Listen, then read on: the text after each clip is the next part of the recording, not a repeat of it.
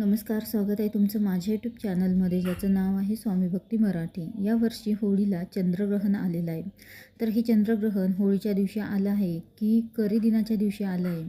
या वर्षीचं पहिलं खडग्रास चंद्रग्रहण हे भारतामध्ये दिसणार आहे. आणि चंद्रग्रहणाचा वेध कधीपासून पाळायचा आहे, पुण्यकाळ कुठला आहे व चंद्रग्रहण होळीला आलं आहे तर होळी आपण कधी साजरी करावी, त्यासोबतच गर्भवती महिलांनी काय करावे, कोणते नियम पाळावे, तर याबद्दलची संपूर्ण माहिती आपण या व्हिडिओमध्ये बघणार आहोत. तर व्हिडिओ स्किप न करता संपूर्ण बघा आणि जे कोणी नवीन असेल या चॅनलवरती तर सबस्क्राईब करा. तर बघा, होळी कधी 2 मार्चला की 3 मार्चला?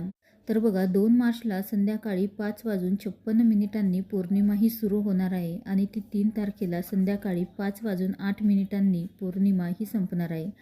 आणि पौर्णिमेचा काळ 5:56 सुरू होणार आहे, म्हणजे 6 नंतर पौर्णिमा लागते. आणि आपल्या हिंदू धर्मामध्ये उदय तिथी धरली जाते आणि त्यानुसार होळी ही 3 तारखेला येते. पण 3 तारखेला चंद्रग्रहण आले आहे आणि त्यामुळेच आपल्याला होळी ही 2 तारखेलाच आपल्याला 6 नंतर होळी ही पेटवायची आहे. होळीची जी काही पूजा आहे तर ती आपल्याला करायची आहे. आणि जे काही भारतामध्ये दिसणारं चंद्रग्रहण आहे तर ते कधी दिसणार आहे, नियम काय? तर करी दिन म्हणजेच धुलीवंदनाच्या दिवशी चंद्रग्रहण आलं आहे. करी दिन या दिवशी आपण आपल्या पितरांची सेवा करत असतो. करी दिनाला आपण आपले वीर जेवू घालत असतो, ज्याला आपण टाक म्हणतो. म्हणजेच एक मृत व्यक्तीचा टाक आपण तयार करतो आणि वीर जेवू घालत असतो. तर वीर धुलीवंदनाला जेवू घालू शकता. आणि ग्रहणाचा काळ हा 3 मार्चला दुपारी 3:20 सुरू होतो आणि संध्याकाळी 6:46 संपणार आहे. आणि चंद्रग्रहणाचा जो सूतक आहे तर तो ग्रहणाच्या 9 तास आधी सुरू होतो. म्हणजेच जो काही सूतक काळ आहे तर तो सूर्योदयापासूनच ते संध्याकाळी 6:47 ग्रहणाचे नियम आपल्याला पाळायचे आहे. ग्रहणाचा पुण्यकाळ काय आहे तर 3 तारखेला 3:20 ते 6:47 असणार आहे. काही लोक ग्रहण मानतात किंवा पाळत नाही. तसेच जे आजारी किंवा गर्भवती महिला आहे त्यांच्यासाठी काय नियम आहे तर काही ठिकाणी खूप कडक नियम पाळले जातात. अगदी खायला प्यायला देखील देत नाही. पण गर्भवती ज्या महिला असतात त्यांना खूप गरज असते खाणं आणि पिण्याची, त्यामुळे तुम्ही खाऊ पिऊ शकता.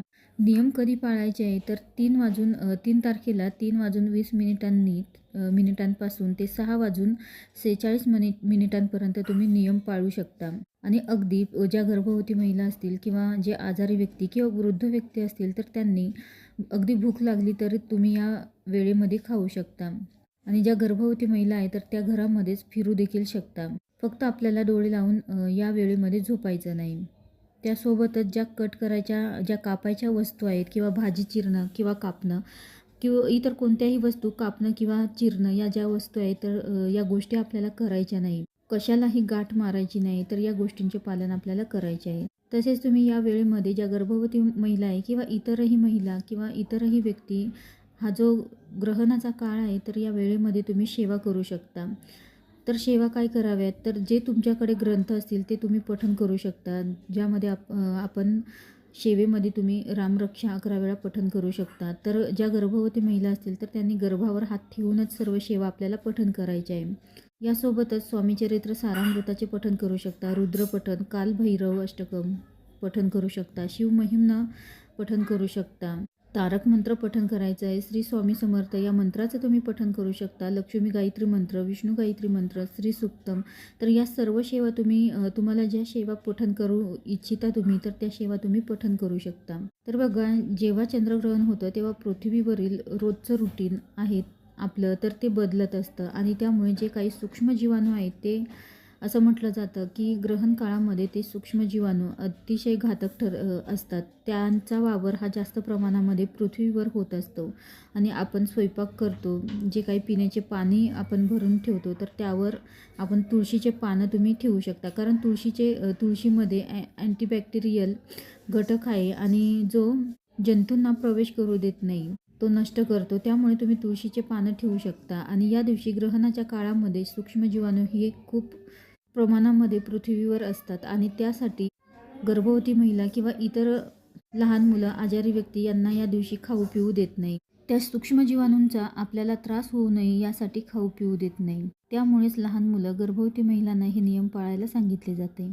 त्यामुळे तुम्हाला शक्य झालं तर आवर्जून तुम्ही हे नियम पाळा. पण शक्य नसेल होत, म्हणजेच खाणं पिणं जर शक्य होत नसेल, तुम्हाला भूक लागत असेल तर तुम्ही अगदी खाऊ शकता.